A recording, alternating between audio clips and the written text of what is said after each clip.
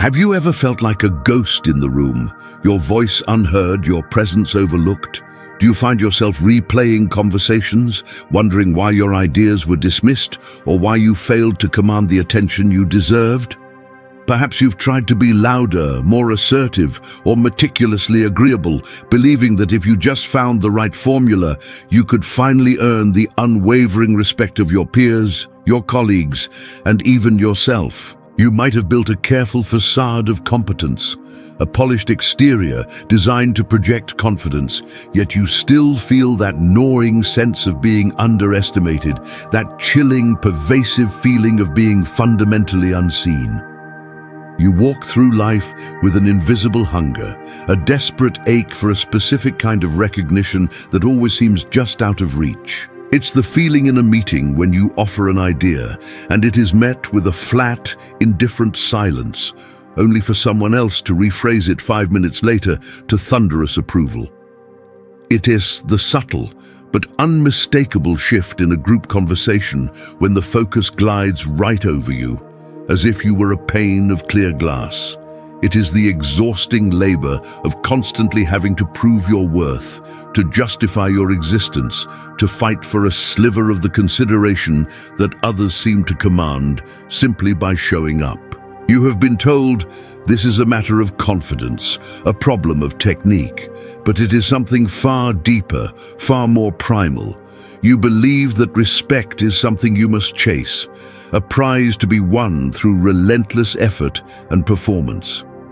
But let me share a truth that is rarely spoken. As long as you are seeking respect from the outside, you will remain a prisoner to the opinions of others.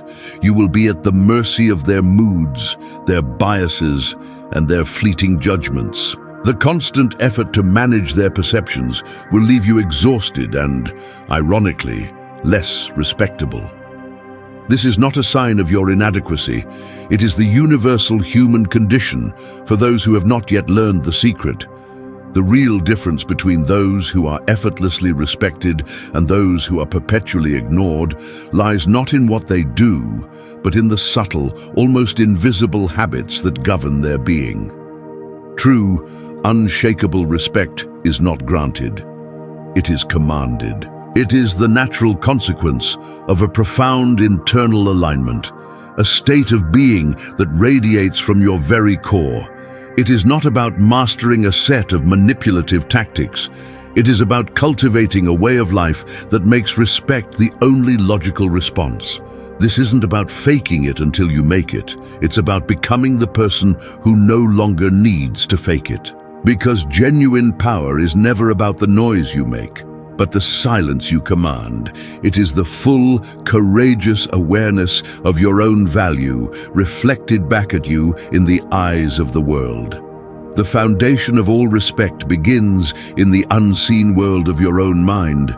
It is the subtle, internal work that precedes every external action. Consider the patterns you've been taught to see as virtues: being endlessly available, always saying yes, avoiding conflict at all costs. You may believe these make you likable, but from a psychological standpoint, they broadcast a lack of self-respect. Your chronic availability signals that your time is not valuable. Your inability to say no shows a lack of boundaries. Your avoidance of conflict suggests a fear of standing by your own convictions. These aren't just habits, they are unconscious confessions of your perceived place in the social hierarchy. They are the silent signals you send that invite others to undervalue you because you have already undervalued yourself. The great deception, the persona of agreeableness. Let us speak of the mask you wear, the one you have so carefully crafted, so painstakingly maintained. In the language of depth psychology, this mask is the persona. It is the socially acceptable version of you, the one designed for maximum approval and minimum friction. For many who feel unseen, this persona takes the form of relentless agreeableness.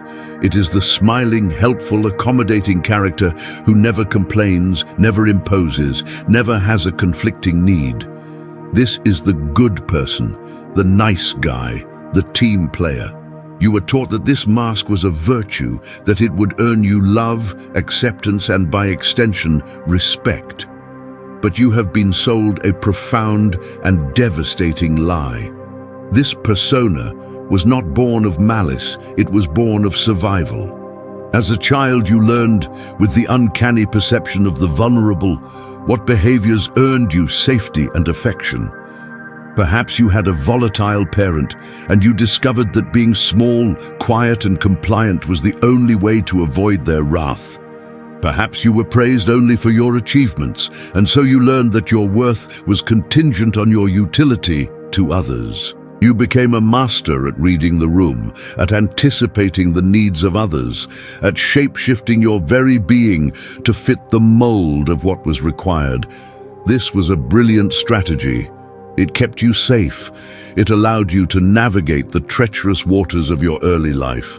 The tragedy is that the survival strategy of the child has become the self-imposed prison of the adult.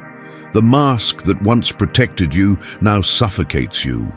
Your agreeableness is not a virtue, it is a negotiation. It is a constant, silent transaction in which you trade your authenticity for a fleeting sense of safety. Every time you say yes when you mean no, every time you swallow your opinion to maintain the peace, every time you put another's needs ahead of your own with a resentful heart, you are not being kind. You are being strategic. You are trying to control the other person's perception of you to ensure they see you as indispensable, likable, and worthy of keeping around. But people do not genuinely respect what they can so easily control. They may like your utility, they may appreciate your convenience, but they will not respect the person behind the mask because they can sense on a deep intuitive level that there is no solid person there, only a collection of reactions designed to please. The brutal truth is this: the world does not disrespect you. It disrespects the vacuum you present. When you have no firm boundaries, no stated preferences, no core convictions you are willing to stand for, you are an energetic void. You invite others to pour their agendas, their needs, and their demands into you, because you have signaled that you are an empty vessel. The exhaustion you feel is not from giving too much, it is from the ceaseless, draining effort of suppressing your own life force. The resentment that simmers beneath your smile is the cry of your suffocated self, the part of you that knows it is being betrayed day after day by its own warden, you. The persona of agreeableness is a prison you built for yourself.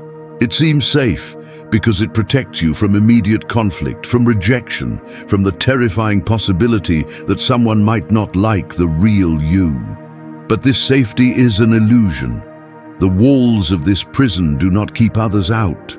They lock you in. They prevent your true self from ever being seen, known, or respected. People cannot respect a shadow, and as long as you are hiding behind the mask, you are choosing to live as one. The first step toward commanding respect is not to become more aggressive or demanding. It is to begin the terrifying, liberating work of dismantling the prison. It is the commitment to allow your authentic self, with all its unlikable opinions and inconvenient needs, to finally step into the light. Because it is only when you are willing to risk being disliked that you have any chance of being genuinely respected. The tyranny of the unseen, the shadow of neediness. Why do you cling so desperately to this self-sabotaging mask? Because you are terrified of what it conceals. Buried deep beneath the persona is everything you have disowned about yourself, everything you have judged as unacceptable. This is your shadow. It is the repository of your anger, your ambition, your selfishness, and most importantly, your profound, aching neediness. The nice person, the accommodating employee, the ever-giving friend, this character is often a desperate overcompensation for a terrifying inner belief that you are, at your core, a black hole of need, and that if anyone were to see the truth of your hunger for validation, they would be repulsed and abandon you forever. So you hide it. You project an image of effortless self-sufficiency. You insist you don't need anything.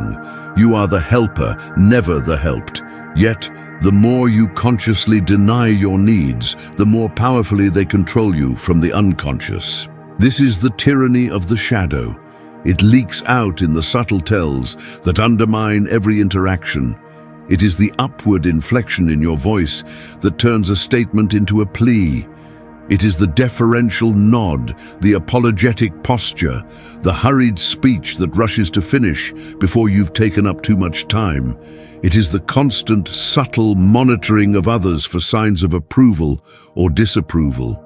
You think you are having a conversation about a project deadline, but your unconscious is having a desperate conversation about your fundamental worth. This unacknowledged shadow is the true source of your self-sabotage. It is why you unconsciously gravitate towards people who will confirm your deepest fears: the dismissive boss, the unavailable partner, the critical friend. This is the psychological phenomenon known as repetition compulsion. The unconscious drive to repeat the traumas of the past in a desperate attempt to finally master them. Your shadow, longing to be seen and healed, will orchestrate scenarios that mirror the original wound. It will draw you to the very people who are least likely to give you the respect you crave, because their disrespect feels familiar, like a painful, toxic home. You believe you have bad luck in people, but the brutal truth is that your unconscious is making impeccable choices to keep you trapped in the drama it understands. People do not respond to what you say, they respond to the energy you radiate, and the energy of unacknowledged neediness is repulsive to respect. Respect flows towards solidity. It is drawn to a person who has a strong inner center of gravity, someone who does not need to extract their sense of self from the reactions of others. Your shadow, your disowned neediness, turns you into an energetic beggar. You are unconsciously asking, "Am I okay? Do you like me? Am I valuable?"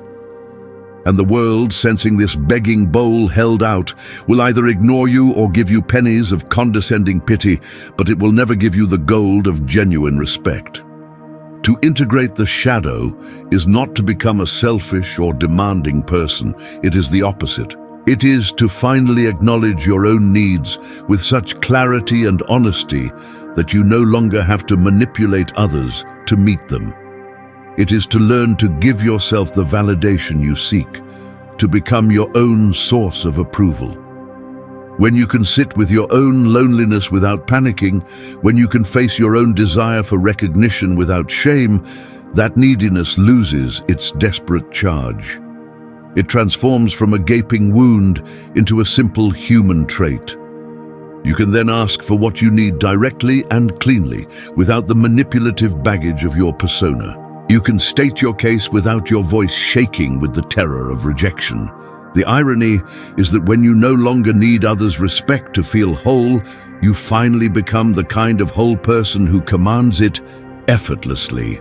Forging the inner throne, the alchemy of self-respect. The journey out of the prison of the persona and the tyranny of the shadow is not an intellectual exercise. It is a practice. It is an alchemical process of turning the lead of your self-abandonment into the gold of self-sovereignty. This is the forging of your inner throne, the seat of your own authority, and it is built not with grand gestures, but with small, consistent acts of courage. The first and most sacred of these acts is learning to say no. This simple word is the foundational spell of boundary setting. For the chronic people-pleaser, saying no feels like an act of violence. It triggers a storm of internal guilt, anxiety, and fear of retaliation. You will feel the urge to over-explain, to apologize profusely, to soften the blow. You must resist this. A clean no is a statement of fact. I'm not available at that time. I don't have the capacity to take that on. No, that doesn't work for me. The discomfort you feel is the shadow fighting for its survival. It is the addict's withdrawal from the drug of approval. You must walk through this fire. Each time you say a clean no to something that violates your time, energy, or values, you are casting a vote for yourself. You are laying another brick on the foundation of your inner throne. The second act is the conscious allocation of your life's currency, your time and your energy. You have been treating your time as a renewable public resource, available to anyone who asks. This must end. Your time is the finite container of your life. How you spend it is the most honest statement you will ever make about what you value. Begin to view it as a budget. When someone makes a request, do not ask, "Do they need my help?" Ask, "Is this the best investment of my limited energy right now? Does this align with my own priorities?" This is not selfishness. It is stewardship. People who are masters of their own lives are ruthless in their protection of their focus. They are respected not in spite of this, but because of it. Their focused energy creates value, and the world respects value. Stop giving your most precious resource away as if it were worthless, and the world will stop treating it and you as such. The third and perhaps most profound act is the embrace of solitude. Your fear of being alone is the primary leverage the world has over you. It is what fuels your compulsive need for connection and approval. You must neutralize this fear by facing it. You must learn not just to tolerate being alone, but to cherish it as a sacred space. It is in solitude that the noise of the world's expectations fades away, and you can finally hear the quiet whisper of your own soul. It is in solitude that you discover that you are your own best company. A person who is not afraid to be alone is a person who cannot be easily manipulated. They operate from a place of fullness, not lack. They engage with others not out of a desperate need to escape themselves, but as a conscious choice to share their own well-resourced world. This person has a powerful, unshakable center of gravity. They do not need to orbit anyone, and so, naturally, others begin to orbit them. The gravity of presence commanding the unspoken. As you forge this inner throne, you begin to cultivate something few people ever develop: genuine presence.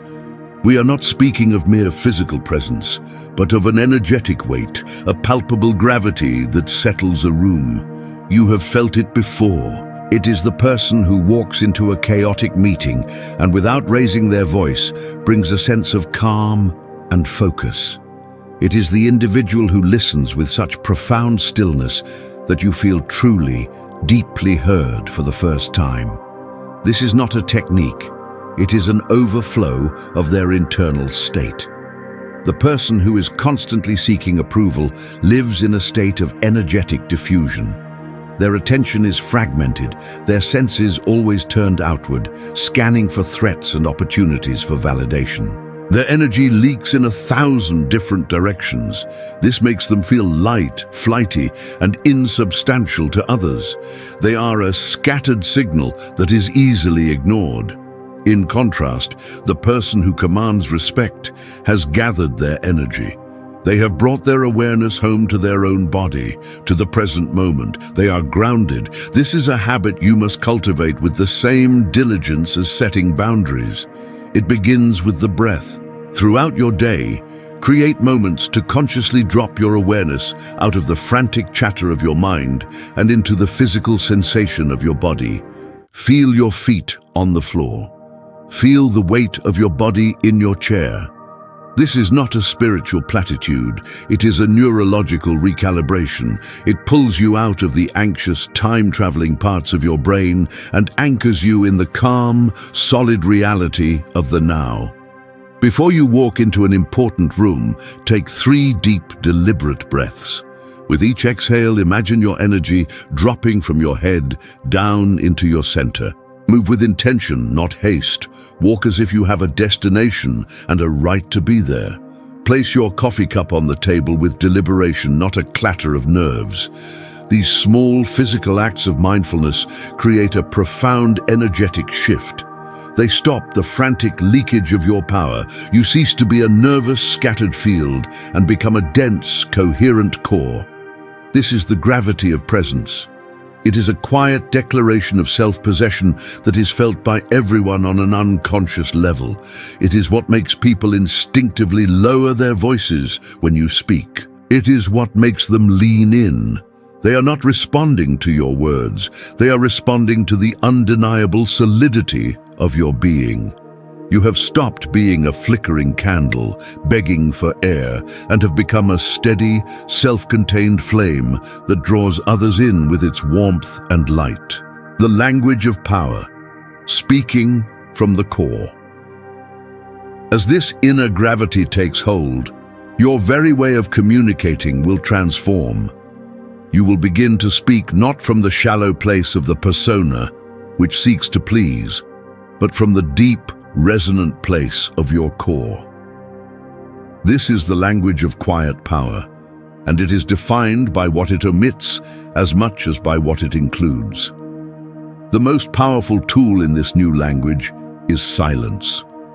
You have been trained to fear silence, to see it as a void that must be filled. You rush to answer questions, you chatter to avoid awkwardness, you interrupt your own sentences with filler words like and like.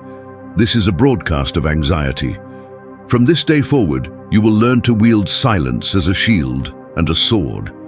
When asked a question, especially a challenging one, do not answer immediately. Pause. Take a breath. Let the silence hang in the air for a second longer than is comfortable. This small act accomplishes three things. It breaks the reactive pattern of your nervous system, giving you a moment to think. It conveys that you are thoughtful and deliberate, not impulsive, and it forces the other person to wait for you, subtly shifting the power dynamic. In that pause, you are no longer a subject reacting to their query. You are a sovereign choosing your response. From this place of deliberate silence, your words will emerge with a new clarity and conviction. You will purge your speech of the verbal tics of deference. You will eliminate the qualifying phrases, "I just think this might be wrong, but sorry to bother you," that implicitly apologize for your own existence. These are the weeds in the garden of your communication, choking the life out of your authority. Pluck them out without mercy.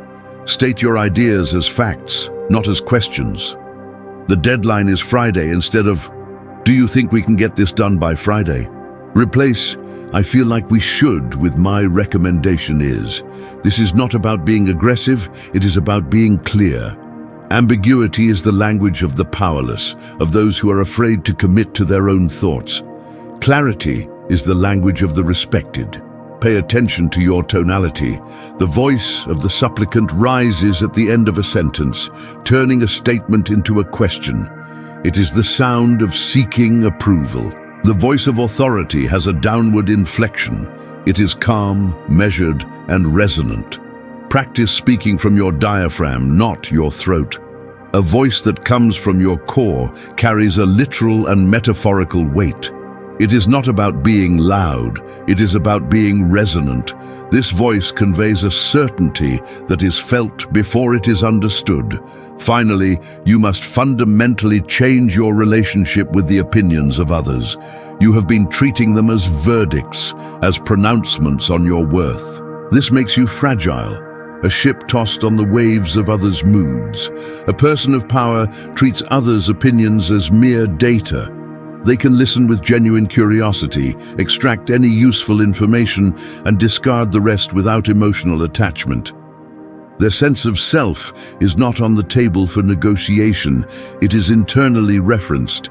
When someone criticizes you, your first internal question will no longer be, "Are they right about me?" but rather, "What does this feedback tell me about them, their perspective, and the situation?" This shift from personalizing all external input to analyzing it as objective data is the final key to unshakable emotional resilience. It is the sign that you have fully taken your seat on the inner throne.